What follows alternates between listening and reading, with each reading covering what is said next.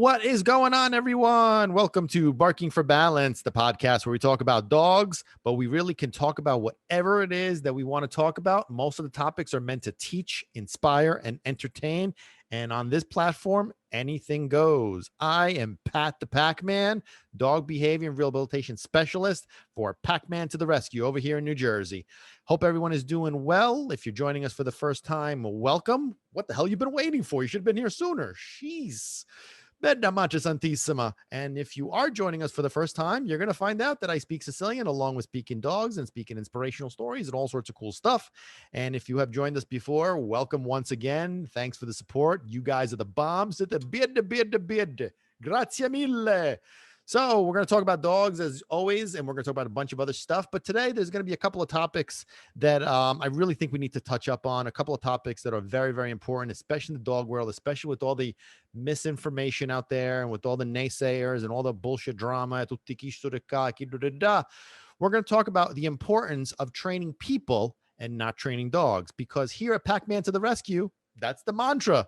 It's about training people, not training dogs. And I want to talk about that a little bit further and get into that a little bit. And in the same token, I'm also going to talk about the importance of being a leader to your dogs, which is another thing that's very taboo. Oh, non si può discutere. That's something that's very taboo to certain individuals, about, being a leader, establishing a hierarchy of authority, being an authority figure. And we're going to touch up a little bit on that. And also tying in with why it's important to train people and not dogs. And also with the establishing leadership, we're going to talk about kids and dogs. So we're going to touch up on those three topics today. And so sit down, have some popcorn, a beer, una bella feduzza sfincione, belle spettine arrostute. Oh, Jesus Christ.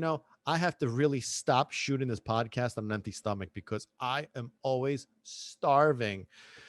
Oh, petito. I'm always starving when I'm doing this thing. So I need to start eating, or maybe we'll eat, together. I'll have some food while you guys listen to the podcast and it'll be interesting. So anyway, before we kick this off, make sure that you subscribe to this podcast, Barking for Balance. We are on Amazon, Spotify, Apple Podcast, and Google, along with being on YouTube. So make sure you hit those subscribe buttons so you don't miss any episodes of the Barking for Balance podcast, and you don't miss any episodes of the Pat the Pac-Man beautiful face and sexy ass voice. Anyway, so moving right along.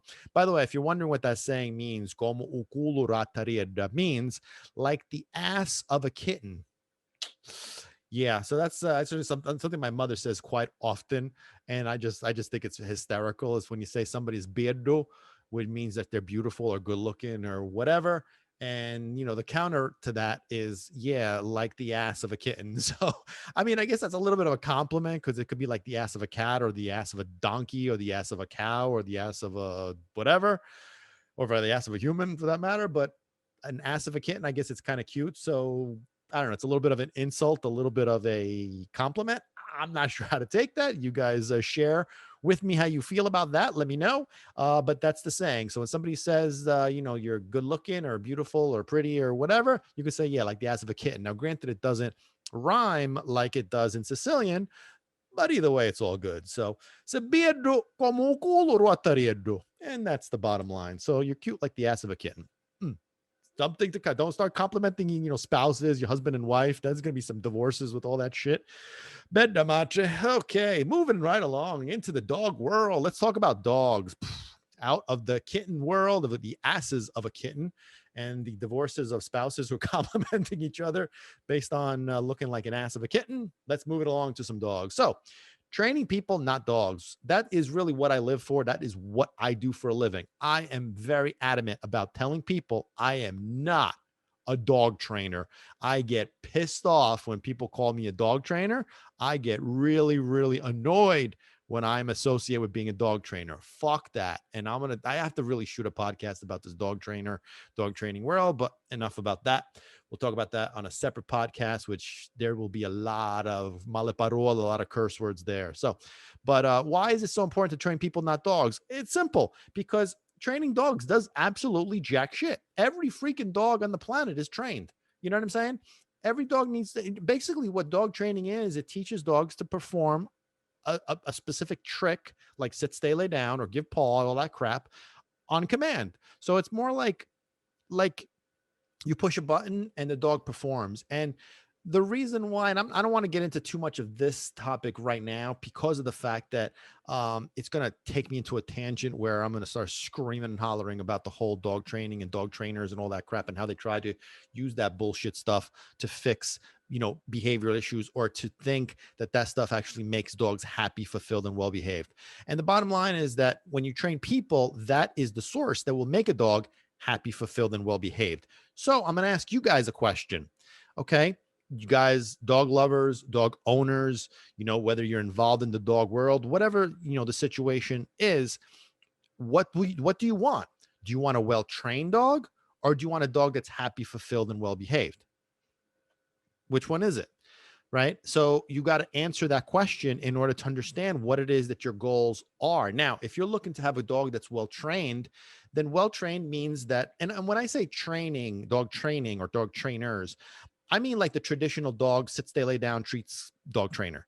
I'm not talking about like the dog trainers that specialize in training dogs for personal protection, for bomb detection, canine training, that kind of stuff. That's not what I'm talking about.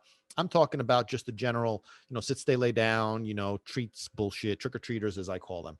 So, do you want a dog that's well trained, or do you want a dog that's happy, fulfilled, and well behaved? Because here's the thing, guys. When you have a dog that's well trained, I got news for you. Like I said, the same before, every single dog on the planet is well trained. Every single dog on the planet knows how to sit, stay, and lay down. I mean, kids teach their dogs how to do that crap. You could watch a YouTube video and learn how to do that crap. You don't, it's not, it doesn't do anything. And furthermore, if that is what's necessary for a dog to be quote unquote well behaved, to be well trained, then why is there so many poorly behaved dogs out there? Why is there so many, psychologically unbalanced dogs and troubled dogs? They're not all abused. You know what I'm saying? I know a lot of people fall in love with that story. Well, I don't know what the parents were. This dog must have been abused. Blah, blah, blah, blah, blah. It's all bullshit. It's not true at all. It's because we focus on training a dog. We focus on treating a dog in a way that makes no sense to them. You know what I'm saying? And all this, the treats and the obedience commands doesn't do anything. There's people that are proprio fissate testa. There's people that are just obsessed and fixated, sono paitute, that whenever you have a dog that's fearful, a dog that's aggressive, just throw some treats at them. Just throw a couple of hot dogs. Mama fanculo, mama fatena cagata. I mean, come on. If it was that easy, why are there so many troubled dogs out there? Why are there so many poorly behaved dogs out there? You know what I mean? So we have to train people in understanding what dogs want first and foremost. Like, again, going back to the concept that we have to train a dog. When was the last time that you saw dogs work with each other or negotiate with each other through the use of treats or the use of commands? They don't do that because it's not natural for them to be communicating and to understand that kind of crap. For them, when you perform those tricks, you're creating an understanding that you have no clue what the hell's going on in their heads. You have no clue what they want, what they need, what they desire as dogs. You know what I'm saying? So our job is to step out of the way and understand their needs and their psychology and their way of communication. And it ain't the treats. Give them all the treats you want, but don't think that that's going to solve problems. Also, don't think that that's going to start things off on the right foot, because even when people get like a new puppy or just to bring a dog home or whatever the case may be, they start off, well, I got to enroll him in obedience classes because, I want my dog to be well trained. And, oh yeah, he graduated from the school. Yeah, that's part of the crap that people are just, bamboozled by, is the dog trainers that issue these stupid ass pieces of paper that says your dog has graduated from the Canine Academy of whatever, of Ushunsuke. You know what I mean? And people that are unknowledgeable, people that don't know any better, they believe that that's all that's necessary. They believe that that's all it takes is a couple of classes, and everything is done. I mean, come on, dogs are creatures that require a lot. You know what I'm saying? And when I say a lot, it's not like, oh my God, bed damage, it's overwhelming. Yeah, there's some effort that has to be put into it at first, but it's not a lot, meaning like so much that it's just gonna destroy your world. And this is going to tie in with why it's important to be a leader, to your dog. Because if you establish that hierarchy of authority, if you establish direction, bounds, and limits with your dog, and you give your dog expectations as to what it is that you want, then your dog won't have any problems. Your dog will know what you want from them. And one of the things that's beautiful about dogs is they want to give us more of what we want. So if we show them that this is what the expectations are, we take away the fact that they have to be protective, that they have to be nervous, that they have to be anxious. We tell them every single moment, second by second, what to do, when to do it, and how to do it. They're going to be calm. They're going to be relaxed. Because think about this logically. Metodolum, and I really want you guys to think about this. Remember when you guys were children, or even if you have children, but remember when you guys were, you guys, I'm like talking like I'm 3 years old. I wish I was. But like when we were kids, like children, we didn't have a worry in the world. Why? Why did we not have a worry in the world? Think about it. Because our parents did everything for us. You know what I'm saying? So if they did everything for us, we were nice and relaxed and we could just enjoy life. It's when we become adults that I get a travagliare, I got to go work, I get a fare spesa, I got to go shopping, I got puliziare, you got to clean, you got to do the chores and all that kind of stuff. And that's when life becomes stressful. You got to work and you got to do all this kind of stuff. And that's where life becomes more stressful. But as children, it's easy. There's nothing to worry about. You don't got to worry about money. You don't got to worry about chores. You don't got to worry about relationship issues. You don't got to worry about religion issues and whatever. You don't have to worry about nothing. And that's really what we should do with our dogs by establishing ourselves as those leaders, as that authority figure. Being a leader is being an authority figure. Establishing a hierarchy of authority is not a bad thing. It's actually sets the tone with what the expectations are. And unfortunately, people don't get that that's what dogs do. That's what dogs want. They want to be told what to do. If you don't tell them what to do, they're just going to do their own shit. You know what I'm saying? So if we don't set the expectations, if we don't establish direction, bounds, and limits, it's chaos. So they're just like, I don't know. I'm confused. I'm from, think about it like this, guys. This is a great example I always use with my clients.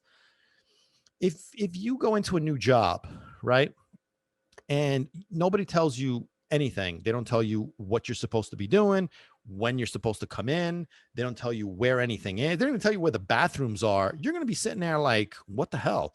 And eventually you're going to start to get frustrated. And from frustration, you're going to start to become anxious, right? Does that sound familiar? How many dogs are anxious, nervous, insecure, unsure, aggressive? It's because they don't know their role. They don't know their job. They don't know the expectations. What do you want from me? I mean, somebody's got to be the protector. Somebody's got to be the provider. I guess it's my job. Okay, fine. So when we start throwing in the treats and we start communicating with them all these different ways that are nurturing, right? We're nurturing the state of mind that they're in. And the state of mind that they're in is nervous, anxious, fearful, aggressive, or whatever. But it all stems from that lack of direction. Does that make sense? Right? Does that make sense? It's the lack of direction. They don't have any direction because we did not establish a hierarchy of authority. We did not establish direction, bounds, and limits. That's our job. That's our job. As soon as they come in, listen, there's 3 components to this whole thing. Mental and physical stimulation, right? Which is the work. This is the formula, work. The second part is directions, bounds, and limits, which is the rules, what we want, what the expectations are. And the third component is, guess what? Reward. And rewards are everything. It's food, it's toys, treats, affection, attention, love, freedom, blah, blah, blah, blah, blah. Sky's the limit. I got news for you. I have never had to teach my clients ever the third component. Ever have I ever had to do that. Nobody needs to do that because we automatically reward.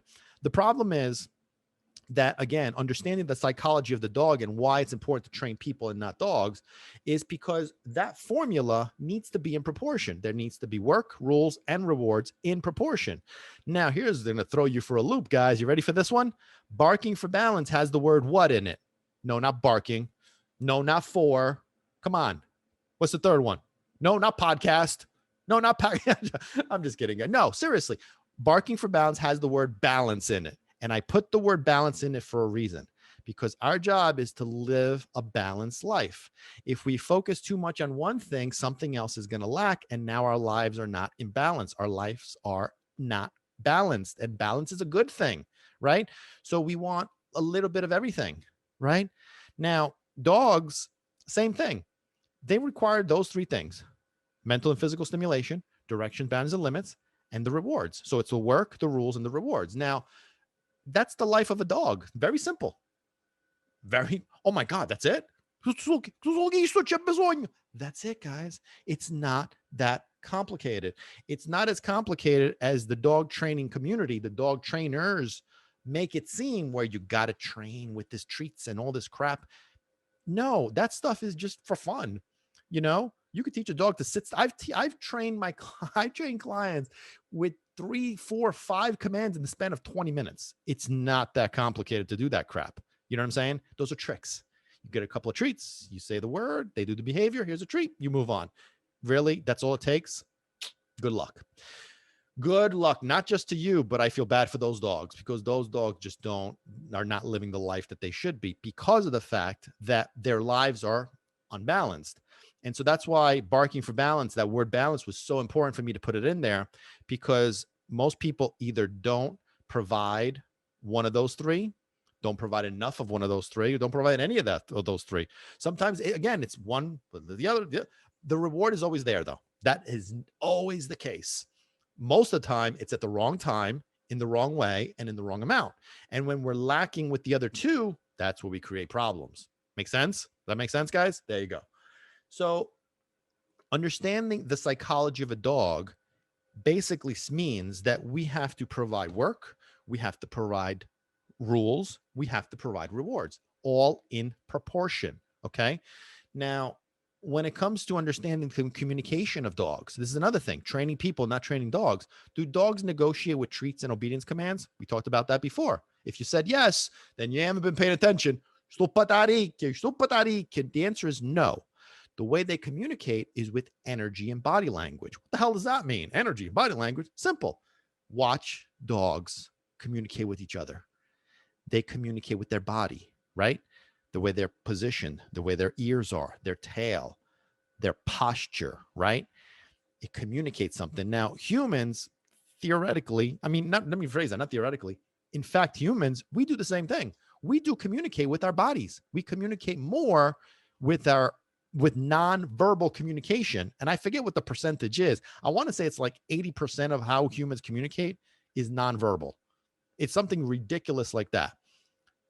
But if that's the case, then why are we trying to communicate verbally with the dog who doesn't communicate verbally at all? The Packman said something crazy. Yeah, exactly. And I don't know if that's true. It's a really crazy number. So, you guys let me know what that number actually is. But non-verbal communication, just it's huge on the human side, right? We communicate with our body language. We communicate with our tone of voice. You know what I'm saying? Facial expressions, micro expressions. If you guys aren't familiar with that, micro expressions, pay attention. Your spouses will love this, especially, you husbands and boyfriends. Pay attention to their girlfriends and wives. Those micro expressions. There's some stuff going on there, but that's how dogs communicate, with energy and body language. Now, what is the energy component? Energy, very important. The way they feel, the way we feel, right? The emotions is basically energy. That's the bottom line, right? So when a dog is smelling you or smelling another dog, why do you think they're doing that? They're not trying to smell you because they want to know, what kind of detergent you use, what kind of cologne you're wearing, so they could go to the store and buy it. They're not looking to know when was the last time you took a shower. No. What they want to know is, what are you energy wise, which is what I know the world to be of: energy, right? So are you a fearful person? Are you a confident person? Are you a weak person? Am I going to be able to bully you? Are you an assertive person? Are you an angry person? What are you in my world? Now, if you show who you are, that's what they're going to base the relationship off of, right? If you also communicate like a human does when you're meeting a dog, a lot of verbal communication. Oh, I'm the baby. Oh, hello, I love dogs. I want, they're so cute. Yes, brother. And then you stick your hands in their face. Oh, the baby, I want it. And then you're staring them down with those eyes. That's the communication that is going to make them realize you don't have a clue about what I'm doing here. You don't have a clue about how to communicate with me. Therefore, I'm not going to trust you. Therefore, I'm not going to respect you. You're not being respectful of me. You're not acting like a trustworthy person. And that's usually where we start to go down the wrong road. So if you're one of those people who has one of those dogs and you're one of those people that interacts with your own dog that way, well, guess what you're doing? You are creating a dog that knows that you can't be trusted or respected. Guess what? Those are the ones that are going to overpower you. And sometimes it doesn't mean that they overpower you specifically. They could just overpower you by realizing that you can't protect. So they're going to protect for you. You know what I'm saying? Because they don't trust you. They don't respect you as an authority figure. You're not a leader, an authority figure. That's how it works. And being a leader is all about that. Is about understanding that, much like we were talking about before about parents and children, right? The parent's job is to do what for the kids? Everything. Protect, provide, establish direction, bounds, and limits. Everything. Not just drive them to school and buy them computers and toys and all that, shoes and all that shit, right? That's the job of a parent. Well, guess what? The job of a dog owner, human dog owner, is to do the exact same stuff. Because you have to understand that in the kids' world, if you allow the kids to take over as they grow up, they're going to start to take over. They're going to tell your ass what to do. You know what I'm saying? Dogs are the same way. Dogs are going to take control. And most dogs become, dominant and assertive and become protective and all that kind of good stuff, not because they want to, it's because they have no choice.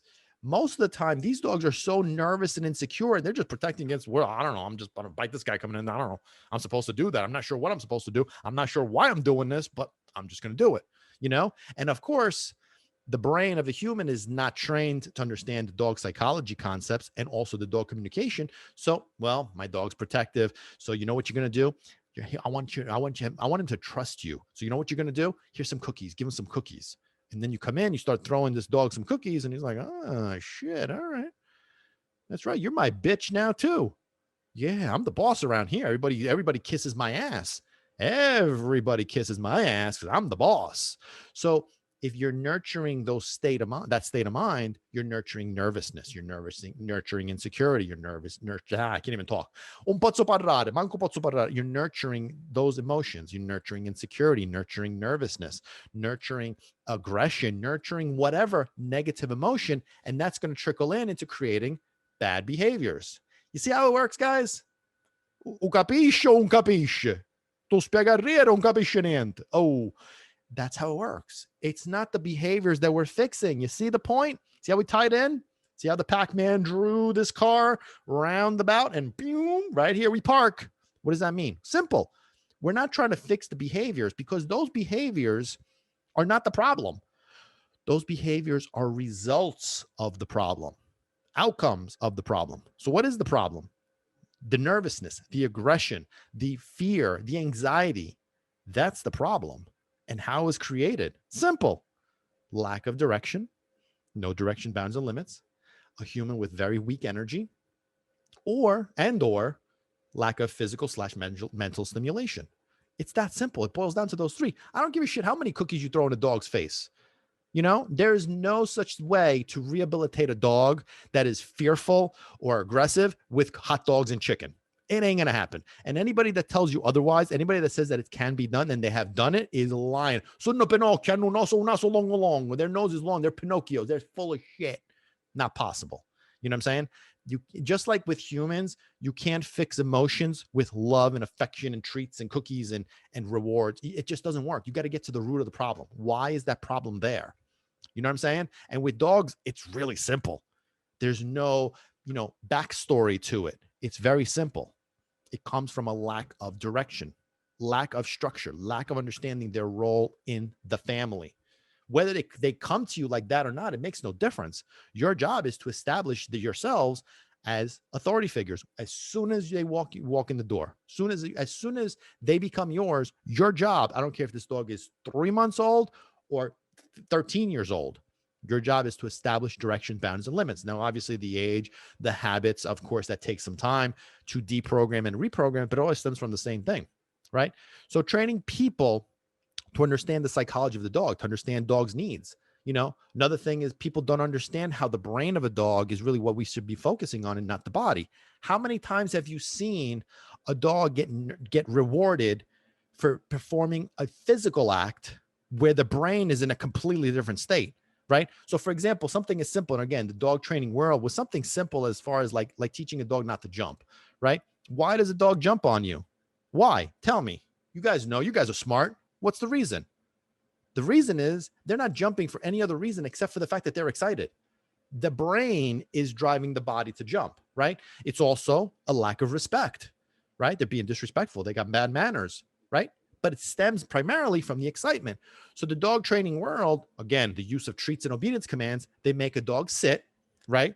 With the cookie. Here you go. Here's a cookie. Sit. Okay, the dog sits. Now you're holding this freaking cookie. You're holding the cookie. Dog sits. The brain is excited. The brain is still excited. The body's sitting, but the brain is excited. They're shaking. Oh, yeah, I get a cookie. Oh, yeah, I get a cookie. The brain is excited. And then you reward with the cookie, right? And now you're thinking, well, oh my God, shit. Dog was sitting down, wasn't jumping. That's beautiful. But what did you just reward? You just rewarded the excitement because the brain was excited. The brain was excited and you just nurtured it. You just told that dog, that's what I want you to be. That's what I want you to do. I like it when you do that. I like it when you're excited. You know what I'm saying? You don't believe it? I don't know. There's no hope for those people that don't get that. Brain, we focus on the brain, not the body. That's dog communication. That's dog psychology. That's why we train people, not dogs. That's why it's crucial. It's about training people, not training dogs, because we have to focus on the brain, not the body, right? We have to understand the dog's needs. So again, going back to the jumping situation, the dog's jumping on you, just like I said before, because he doesn't respect you. So it's a little bit of dominance, lack of manners, right? Now, in your brain, you're thinking, well, hold on a second. The dog wasn't jumping on me, so I fixed the issue. No, you did not fix the issue because you had to bribe the dog to not jump on you. You know what I'm saying? But you also, again, nurtured the excited state. So if the excitement is driving the jumping, did you really get rid of the jumping? Did you really create a sense of respect? Because like I said before, the dog's jumping on you because they're excited. They don't respect you. Okay. Did you fix those issues? If you said yes, well, ding, ding, ding, you got it wrong. Once again, got to write shit down, ask some questions. If you got to learn this stuff, this is basic principles, guys. This is really why dogs end up getting put down or sent to shelters or returned or whatever, is because people don't understand the brain of a dog. They don't understand how to do this stuff correctly, right? It's crucial. You have to focus on the brain. So again, dog is jumping on you. It's a lack of respect. You're not the leader. Guests are not the leader. It's also excitement. A dog associates people walking in or people in general with excitement, right? So that's the anchor. People equal excitement. Also, I don't respect people, so I'm going to jump all over them, right? Now, if you pull a cookie out and now you're forcing a dog to sit down, they're performing that trick, but again, the brain is hyped up. The brain is, oh my God, I'm going to get a cookie. I'm going to get a cookie. I'm going to get a cookie. And then you give them a cookie. Oh yeah, I got a cookie. Oh these humans love it when I'm excited. Oh, these humans love it when I'm excited. Now, the way that this dog is releasing that excitement is by jumping. Plus, he's learning, you're my bitch. You have to bribe me not to do what I want. So you know what? I'm going to do more of it so I could get more of the stuff that you're going to bribe me with. Make sense? Am I talking Chinese? Am I talking Italian? Parlo siciliano. Of course, I am speaking Sicilian, yes, but not in this one. This is what we're talking about here, guys. Does this make sense? I really want to know your opinion on what we're talking about here, because this is really important. And it's not just about jumping. It's about everything. No matter what the behavior is, it all stems from the state of mind, nervousness, insecurity, fear. It all stems from those things. Dominance, aggression, it all stems from, it's a state of mind that creates the behavior. Does that make sense? Now, if we address the state of mind, we fix the quote unquote bad behaviors, everybody's happy, right? But it doesn't focus. We don't focus on the way we think it's done by using words. Sit, sit, sit, sit. No. Everybody thinks that all you have to do is just tell a dog no. So how do you, I mean, I ask this question. I'll ask you guys too. Well, how do you correct the dog? Oh, I just turn around, I tell him no. I look at him, no. Okay. And what exactly do you think you've accomplished? Again, I go back to what I said before. When was the last time you saw two dogs talking to each other and one dog is getting a little rough with the other, or he's getting too close to his food and it was a no? Come on. You know what I'm saying? It doesn't work that way, right? Me sta capendo, me capisce, me capisce. I mean, it's really simple. It really makes, in my head, it's clearly simple. And like when people apply these principles, they start to see the results and it's like eye-opening. You know what I mean? So again, we'll talk about like a dog that's, two dogs that are eating food, and another dog comes closer to the other's food, right? What do they do? Do they negotiate? Hey, listen, hold on. See, this is my food. Okay, this is my food. It's not your food. This is my food. So I'll give you some of my food as long as you let me eat the bulk of it. Oh, you know what? Better yet, the next time I get a treat from my owner, I'm gonna get you, or actually it's our owner. But next time I'll get a treat. I'll give it to you. So as long as you let me eat my food. Is that what they do? Really? Is that what they do? No, that's not what they do. Rapatoloikya. What they really do is they puff up, they show that body, and they give a little growl. Right? Maybe they look in that dog's eye contact. They give that dog some eye contact. Maybe do a little lunge, like back up. Right? Energy. They're showcasing how they feel. They're establishing that this is not acceptable. Now, some dogs do that out of nervousness, again, insecurity, fear, whatever.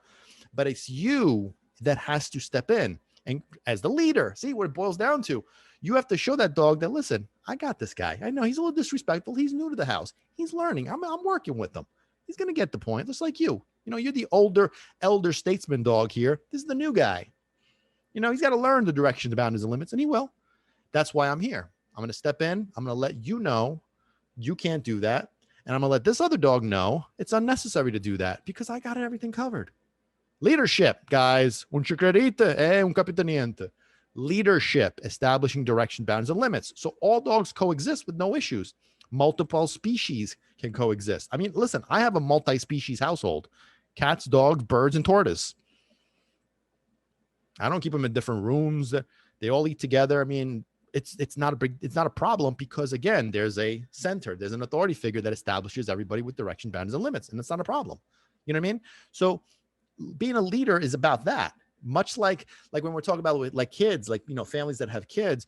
The one thing I always tell people that want their kids to be respected. I was just talking to a family yesterday about this, and they want their son, who's I think like 4 years old, to be more authoritative. I'm like, you can't have that shit. That's just not how it works. It's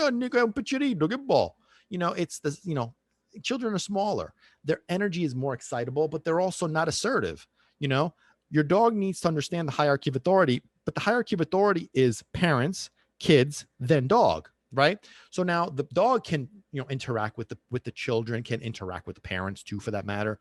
But they have to understand that the kids, as much as they are, less than the parents, they're still under the parents' authority. They're still under the parents' leadership. Therefore, yeah, we could play, but I still got to respect them as authority figures. They're still authority figures. They're just second in command. You know what I mean? So they are basically under the protection of the parents. And that's how you create the hierarchy of authority and give a dog an understanding of how to deal with this. Because if you don't, and you expect kids to kind of handle it on their own, and, people allow that kind of, allow dogs and kids to kind of like interact a little too much. What ends up happening is that the kids and the dogs have this relationship that's a little lopsided. So you end up with a situation where, a person can't even go near this child because the dog is going to attack him. Because guess what? That child now belongs to your dog, especially if it's a female, So that's their job. They're going to protect because you never established the hierarchy of authority. It's not your job to protect the child. It's mine. They're your authority figures, not the other way around. You know what I mean? So that's one area. Another area is if a child does something that the dog does not like, the dog will correct, and they'll correct like a child, like a dog, with snarling, biting, whatever. That's what dogs do. Energy and body language. That, believe it or not, is a form of body language because that's what dogs do with their mouths. They communicate. You know what I mean? So not every bite is aggressive. Not every bite is vicious. You know what I mean? Dogs do that naturally. It's understanding why they're doing it and what it is that they just did. A bite is not a bad, let me rephrase that. A bite is not a sign of a killer. A bite is not, we got to put them down. No, it's a sign of communication. They're communicating something to you. It's just that you're not getting it because you don't understand, right? Why don't you understand? Because you were never trained to understand dogs. You know what I'm saying? You were trying to train your dog. Here at Packman to the rescue, the Packman trains people to understand their dogs, to provide their dogs what it is they want and need. That is what's more important than anything else. See what I'm saying? So when we are getting that point, everything makes sense at this point. You know what I mean? So when we're talking about, again, like with children and dogs, that's why it's so crucial to have your child understand. I'm sorry, to have parents understand that the dog does not belong to the children. This is your dog. So like people will contact me, and I could already tell when I'm dealing with a new dog owner. And so I'll ask them, I was like, is this your first dog? And they'll say, oh, I've had dogs growing up my whole life. So like that kind of stuff. Those are not your dogs. This dog as an adult is your dog. But if you had dogs growing up, they're not your dogs. They're your parents' dogs, because you are not in charge of anything. You are not the one who is supposed to establish direction, bounds, and limits. You are not the one who is supposed to care for them. You know what I mean? So you didn't do anything. So you don't know anything. You know what I mean? So this is your first dog. And so the important thing to really get out of this whole thing is why it's so important to establish that leadership, that hierarchy of authority, so your dog respects and trusts the child. You know what I mean? So it's very important to have that, so that there's no problems, there's no incidences, so to speak. And yeah, and I talk about this a lot when people say, oh, my dog and my kid get along great. Listen, sometimes it works, right? Sometimes tu non fa niente e il risultato su belle. Sometimes you don't do anything and the results are right. And I talk about Peanut, my first dog, how, I did everything wrong and he turned out perfect, and nothing to do with me. It was just him. Had I done the same stuff with my current dog, Socks and Pepper, my Socks and Pepper would be different dogs at this point. You know what I mean? So, you get lucky sometimes, but if that's what you're banking on, then good luck. You're going to, flip a coin, see which way it goes. And so sometimes you end up with the people that will say, well, I've had dogs my whole life and I've never had this problem before. Well, guess what? That's because you never knew what the hell you were doing. Now's the time to learn. This new dog is teaching you what it is that you don't know, so you could take it as an opportunity to learn the reality of dogs, or you could take it as an opportunity to just say, you know what, I want like my past ones, the easygoing ones, but you don't know whether or not you're going to get an easygoing one, and even the easygoing ones, including Peanut, they always have stuff that's either a nuisance, that's destructive, that's disruptive. There's always problems with that. You know what I mean? So our job is to make our dogs happy, fulfilled, and well-behaved. And if you love dogs as much as I do, and if you're getting a dog for the right reasons, then that should be your goal, is to build a relationship. If you send your dog away to get trained, all that crap, they're not coming back to you the way that you want. Yeah, they'll be trained to do certain tricks, as I call them. They're just tricks, but there's no relationship there.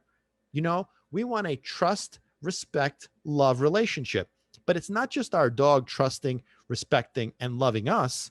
We have to trust, respect, and love them. And the only way to do that is to understand their brain, understand their needs, understand their instincts. We basically have to understand dog. We have to understand to communicate. We have to understand about dogness.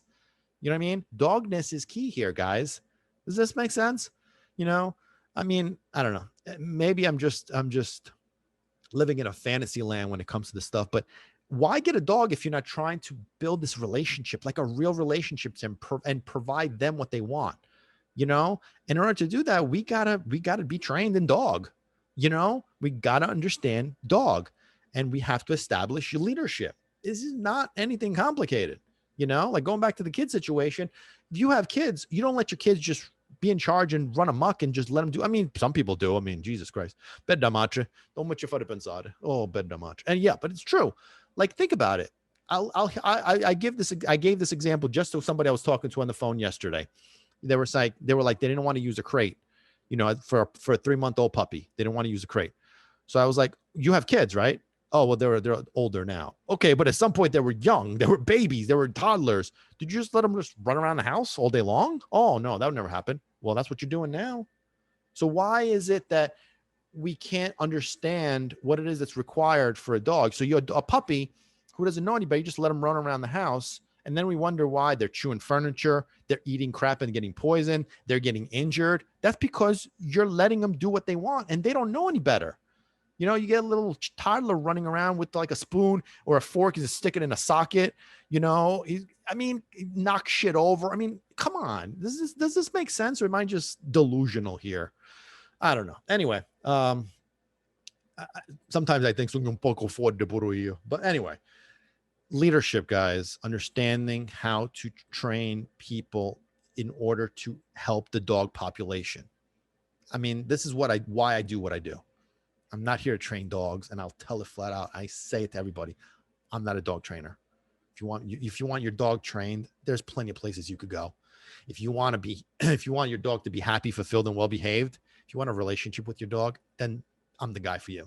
If you want your dog just to bounce around like a puppet, that's fine. Yeah, I didn't leave 16 years in financial services to do this just to do it. I'm here for a reason. I'm here for a purpose. You know what I mean? And that's the bottom line. Listen, I know this is there's a lot of touchy subject when it comes to this, but let's make sure one thing, okay? Make sure one thing. Make sure you subscribe to the podcast, because Barking for Balance is a great podcast. We're on Google, we're on Amazon, we're on Spotify, we're on Apple Podcast, and we aren't on YouTube. So make sure you subscribe to the Barking for Balance podcast. Had to throw that in there. I almost forgot. It was slipped my mind there for a second. Whoo, see, when I get into this, I really, really, really get into it because I'm so passionate about it. I know this stuff works. And it really pisses me off when people just don't get it. Throw treats at them. Say obedience commands. It doesn't work, guys. It just doesn't work. Like, what do you want? Do you want a dog that's well-trained, or do you want a dog that's happy, fulfilled, and well-behaved? It's that simple. Don't blame the dog when the dog bites your kids. That's because you didn't establish direction, boundaries, and limits, and you didn't establish a hierarchy of authority. It's such a bad, negative word. Establishing the leadership role. Leadership role is a great thing. The word dominance is such a negative word. And in the human world, it is. You want to know why? Because when a human is dominant, then that is based on ego. But in the animal world, dogs don't do it out of ego. They do it out of just instincts. They do it out of necessity. When we take the ego out of the question, it's a different story. I'm not trying to be dominant over my dog. I'm not trying to be the alpha. I want my dogs to be happy, fulfilled, and well-behaved. I want to have a relationship. You know what I mean? My dogs, and the way that anybody should have a relationship with their dog, is like a parent-child relationship, like a boss-employee relationship. Can you be friends? Sure. But you got to be authoritative first. You know what I mean? If you are the boss of a company and your employees see you as a circus clown, they have no trust and respect for you. Is that efficient? See or no? The answer is no. If you said yes, then the answer is no. Parent-child. Can you be mother and mommy? Mother is authoritative. Mommy is playful. Can you be both? Sure. But you got to be mommy first. I'm sorry, you got to be mother first. Mother first. Some of us are mothers as it is. I've been called a mother plenty of times in a different context, but that's a whole other story. But make sense? Father first, daddy. Daddy's playful, fun, cool. Father is authoritative, commanding, right? Establishes authority. Got to respect, do things the right way. And then daddy's playful. But it could be the same person. When it comes to my dog, and you got to understand that when you establish it this way, after a while, it's just so much fun and easy because there's already an understanding of who's who and what's what. So as the years progressed, like with me and Socks and Pepper, I've become a lot more lenient with stuff. A lot. At some point, if it becomes a little too much, then you got to tighten up the reins a little bit, but it's quick. It's a quick fix. But that's the beauty of it, is that's why they're so, happy and fulfilled, is because they've been provided and they've been treated as what they are. They're dogs. You know what I mean? At what point do we understand that when we treat dogs like people, when we treat dogs like children, when we treat dogs like humans, we are taking away the reason why we fucking love dogs so much? We love their dogness, guys. We love their dogness. That's what we love. So if we are trying to make dogs more like humans, then what are we doing here? We love dogs for a reason, because of how they are and what they are. Right? That's the reason why. So why are we trying to make them more like us? If anything, we should try to be living and being and thinking and feeling and acting more like a dog, because humans suck, man. I cristiani fanno schifo. I cani sono belle. Humans suck. Dogs are awesome. So we should try to become more like them as opposed to trying to make them more like us. That's a conflict in their brain sometimes, because mommy wants me to be this way. Mommy wants to be a human, but my instincts want me to do this. So now there's a conflict. It's an identity crisis in the poor dog's brain. He doesn't know what he is. Am I a dog? Am I a human? I'm confused. I'm frustrated. I don't know what the hell. I don't know what to do. See what I'm saying? You see what I'm saying? Okay. So let's try to be more like dogs, man. Let's wag our tails a little bit more. You know what I mean? Let's try to be more and act more like dogs. And by doing so, we'll do them a better service. You know what I mean? We'll do more for them. We'll provide them what they want. When we take a dog out for a walk, when we're trying to teach them to walk, most people are like, well, I want to walk. I do this for myself. Well, you're a selfish fuck. You know what I'm saying? If you're there to teach your dog how to walk, then you're there to teach your dog how to walk. It doesn't matter like how it's being done. Your job is to do it the right way. So you're teaching your dog how to walk. It's not about you. It's about them. It's not being selfish. It's about them, not you. And by being them, what you have to understand, it's very important, is that if you have to cater to their needs, you have to communicate their language. You have to understand their psychology. Human brain is different than a dog's brain, guys. Human communication, different than dog communication. I don't care what anybody tells you. All the commands and the treats, it doesn't do shit. It's part of it. Sure, treats are great. The obedience commands, that's great. It's like 1%, not even. It's less than that. So that little certificate that you get from the dog training schools, great, hang it on the wall. Yeah, throw some darts at it too while you're at it. Or you go, we'll use it as toilet paper. Probably better off. You know what I mean? Understand your dog's needs, guys. What your dog needs first and foremost. It's not much. It's not much. They don't need much. Very basic stuff. And if you want to learn more about how to do that and what it is that's necessary, let me know. I'm Pat the Packman. I'll be more than happy to share that. That's my life. It's why I do this, is to train people, not dogs. We train people. We help the dog community. We train dogs. I don't know what the hell we're doing. The more one person shares the knowledge. I am not afraid of disclosing all the details, all the secrets to people, as long as they apply them, as long as they internalize them and put them into practice, because that's really the hardest part. People don't want to put those things into practice, and then they complain. Well, you have the knowledge now. You have the tools. You have the information. It's up to you whether you want to apply it or not. And anybody that has any questions on it, please. If you just want to love your dog and you don't care about the other three, remember, the formula is off balance. I'm not saying it's not one of the things you got to do. Yeah, but it's not the only thing. And if your dog has problems and you think love is going to fix it, yeah, buona fortuna. It ain't. That's not the case. If it was that simple, if all it took was love, treats, and obedience commands, why is there so many poorly behaved dogs? And why are there so many trouble dogs? Explain that to me. They're not all abused. Listen, I could argue about this all day long. It's the bottom line. Let's train people, not dogs. Clear? Capiche? Me capisce o me capisce? Oh, that's right. Be a leader. You can learn to be a leader. I did. And if you want to know how, contact the Packman and he'll teach you how to be a leader. Okay? Remember, guys, it's about training people, not training dogs. I really hope you guys enjoyed this episode. If you guys any questions, if you got any questions at all, you want to talk about anything, please hit me up. We're on social media, on Facebook, Instagram. Make sure you like and follow those pages as well. Make sure you subscribe to the podcast as well. Amazon, Google, Spotify, and Apple, and YouTube. And if you have any questions on anything in general, let me know. I am here to support you guys. I am here to help you guys. I'm here to help the dog world the right way. I want dogs to be happy, fulfilled, and well-behaved. But to do that, we need to train people, not dogs. And unfortunately, I could teach people the stuff that they need to do, but it's up to the people to be able to do it. It's up to the people to be willing to do it. And if you do, you're doing your dog a better service. Trust me. You're treating them like dogs. They're dogs. Treat them as what they are, guys. Let's respect their dogness. Okay? I'm getting a little emotional here by talking about it because I do this with passion, God damn it.